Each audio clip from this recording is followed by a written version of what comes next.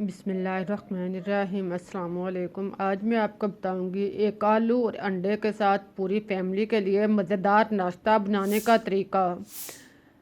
इस तरह से नाश्ता जो है कम बजट में बहुत ही मज़ेदार और पूरी फैमिली के लिए तैयार कर सकेंगे। आइए चलते हैं और मिलकर शुरू करते हैं अपनी आज की रेसिपी। इसके लिए आप मैदा लें 2 कप, इसमें आप 1 चम्मच नमक डाल लें और 2 से 3 चम्मच ऑयल डाल लें। ऑयल या घी डालने के बाद अब आप इसको आटे के अंदर अच्छी तरह मिक्स करें, मैश करें।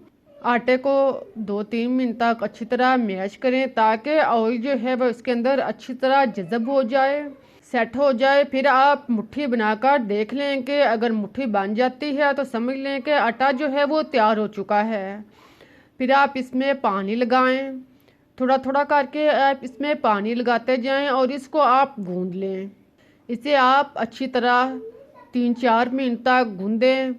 आम आटे से थोड़ा टाइट रख कर गूंदें। गूंदने के बाद आप इसके ऊपर ऑयल लगा दें या आप इसको ढाँप कर एक साइड पर रख दें। अब आप आलू लें, उबले हुए 1 अदद आलू ले लें। अगर आलू छोटे हैं तो आप 2 से 3 अदद भी ले सकते हैं। आलू को आप मैश कर लें, क्रश कर लें या कुचल लें। आलू को आप किसी भी तरह नरम कर लें। आलू को कुचलने के बाद आप इसको एक साइड पर रख दें। आलू तैयार करने के बाद अब आप चूल्हे पर पैन या कोई भी बर्तन रखें। इसमें आप 2 से 3 चम्मच ऑयल या घी डालकर गरम करें। जब घी अच्छी तरह गरम हो जाए तो आप इसमें 1 अदद अंडा डाल लें। अंडा डालकर आप इसे फ्राई करें। अंडा अगर छोटे साइज़ का है तो आप 1 की जगह 2 भी इस्तेमाल कर सकते हैं। अंडे को आप फ्राई करें और इसे आप छोटे छोटे टुकड़ों में तकसीम करते जाएं। आप चम्मच चलाते जाएं तो ये साथ साथ फ्राई होता जाएगा और छोटे छोटे टुकड़ों में भी तकसीम होता जाएगा। अंडे को इस तरह फ्राई करने के बाद, इसे ब्राउन करने के बाद आप इसे निकाल लें। इसका ऑयल जो है वो आप अच्छी तरह रिमूव कर लें और इसे आप निकाल कर एक साइड पर रख दें। बकिया ऑयल में आप अदरक कुटा हुआ 1 चम्मच शामिल करें और इसे आप ब्राउन होने दें। अदरक को आप 1 से 1.5 मिनट तक ब्राउन करें, यहाँ तक कि इनका कलर चेंज हो जाए। फिर आप इसमें प्याज 1 अदद कटा हुआ शामिल करें। मीडियम साइज़ का प्याज डालने के बाद आप इसे मिक्स करें और इसे नरम होने दें। साथ में प्याज को आप लग लग भी करते जाएं ताकि प्याज जो है वो लच्छेदार बन जाए। फिर आप इसमें 2 चम्मच बारीक कटी हुई गाजर डाल लें। 2 चम्मच आप शिमला मिर्च शामिल कर लें। इन दोनों चीज़ों को डालने के बाद आप इसको मिक्स करें। इसे आप 2-3 मिनट तक फ्राई करें ताकि दोनों चीज़ें जो हैं नरम हो जाएं। फिर आप इसमें 1/4 कप बंद गोभी कटी हुई शामिल करें और इसे मिक्स होने दें। मिक्स करने के बाद आप इसमें नमक टेस्ट के मुताबिक डाल लें। काली मिर्च पिसी हुई आधा चम्मच डाल लें और चाट मसाला 1 चम्मच शामिल करें। इन सारी चीज़ों को डालने के बाद आप इसको मिक्स करें।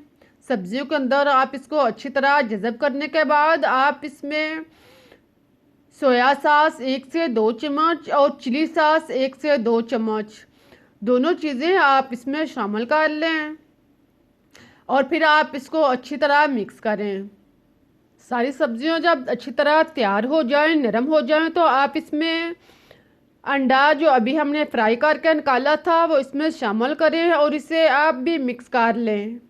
अंडे को इसके अंदर अच्छी तरह मिक्स करने के बाद अब आप इसमें उबला और कुचला हुआ आलू भी डाल लें और फिर आप इन सारी चीज़ों को अच्छी तरह मिक्स करें। सारी सब्जियां और आलू को आप अच्छी तरह मिक्स कर लें ताकि मसाले जो हैं वो यकजां हो जाएं, एक दूसरे में जज़ब हो जाएं।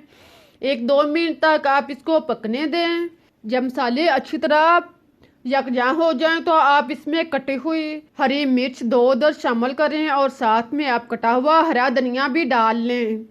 इनको डालने के बाद आप इनको अच्छी तरह मिक्स कर लें। इनके अंदर मिक्स करने के बाद अब आप चूल्हा बंद कर दें और इसको आप उतार कर एक साइड पर रख दें ताकि ये ठंडा हो जाए, नॉर्मल हालत में हो जाए।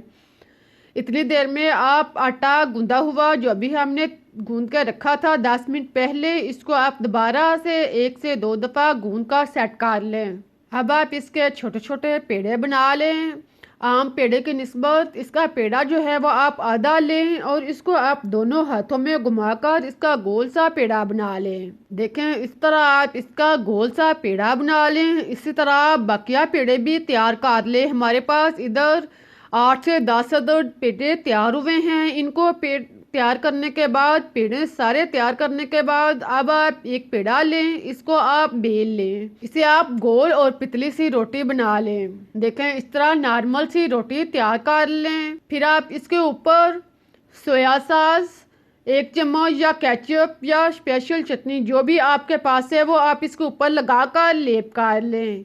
सारी रोटी के ऊपर आप इसको अच्छी तरह लगा लें और फिर दरमियान में आप 1 से 1.5 चम्मच सब्जियों का बारकर इसके ऊपर रखें। मेज़ा जो तैयार किया है वो नॉर्मल हालत में होने पर आप इसको दरमियान में रखें और फिर एक साइड से पकड़कर इसको आप एक हाथ में फोल्ड करते जाएं। एक हाथ से आप इसको बंडल की तरह बनाएं और दूसरे हाथ से में इसको जमा करते जाएं। देखें, इस तरह आप दोनों हाथों की मदद से इसको बंडल की तरह बना लें और फिर आप इसको उंगलियों की मदद से मिलाकर आप इसके गोल सा स्नैक्स तैयार कर लें। इस तरह आप इसको सेट कर लें। इसी तरह आप बाकी स्नैक्स जो हैं, बाकी नाश्ता भी इसी तरह तैयार कर लें। इनको तैयार करने के बाद अब आप घी या ऑयल जिसमें आपने नाश्ते को फ्राई करना है, इसको आप अच्छी तरह गर्म करें। जब ये नॉर्मल हालत में गर्म हो जाए तो आप एक एक काट के इसमें डालते जाएं। बर्तन की रिक्वायर के मुताबिक आप पीस इसमें डालते जाएं और इसको आप नॉर्मल आंच पर फ्राई करें। इसको ज़्यादा तेज़ आंच पे फ्राई नहीं करें, इसको नॉर्मल आंच में फ्राई करें ताकि ये अंदर तक डीपली क्रप्सी फ्राई हो और ब्राउन हो। साथ में आप इसके ऊपर चम्मच के साथ इसके ऊपर ऑयल डालते जाएं। इसी तरह आप 1 से 2 मिनट तक ये अंबल दुहराते जाएं। आप देखेंगे कि जैसे जैसे आप इसके ऊपर ऑयल डालते जा रहे हैं और नाश्ता गर्म होता जा रहा है तो ये फूलता जा रहा है। अगर नाश्ता आपका फूल रहा हो तो समझ लें कि ये बेस्ट तैयार हो रहा है। इसी तरह जब एक साइड से ब्राउन हो जाए तो आप इसकी साइड चेंज करें। सारे पीसों के आप साइड चेंज करें और साथ में आप इसको हरकत देते जाएं। अब आप दूसरी साइड से भी इसी तरह इसको ब्राउन कर लें। दोनों साइड से आप 1 से 2 मिनट तक इसको ब्राउन करें। जब क्रप्सी ब्राउन हो जाएं, दोनों इस तरह ब्राउन हो जाएं तो आप इनको निकाल लें। इनका ऑयल अच्छी तरह रिमूव कर लें। निकाल कर आप इसको टिश्यू पेपर पर या किसी भी ऐसे बर्तन पर रखें ताकि इसका ऑयल जो है वो अच्छी तरह इससे रिमूव हो जाए। इसको आप इसी तरह बाकी नाश्ते को भी फ्राई कर लें। सारे नाश्ते को आप इसी तरह फ्राई करें। अब बहुत ही मज़ेदार और टेस्टी नाश्ता तैयार हो चुका है। आप देखें कि कम बजट में आप देखें कितना अच्छा और मज़े का नाश्ता तैयार हो चुका है। कम बजट में आप पूरी फैमिली के लिए नाश्ता बना सकते हैं। बहुत ही मज़ेदार और टेस्टी भी है। उम्मीद है कि आप लोगों को तरीका पसंद आया होगा। अगर तरीका अच्छा लगा है तो इसे लाइक करें, शेयर करें, चैनल को सब्सक्राइब करना मत भूलें। मुझे इजाज़त दें, फिर मिलते हैं एक नई और मज़ेदार रेसिपीज़ के साथ। तब तक के लिए अल्लाह हाफिज़। आप मज़े से नाश्ते को एंजॉय करें इस दुआ के साथ कि जहाँ भी रहें खुश रहें, आबाद रहें, हंसते मुस्कुराते रहें।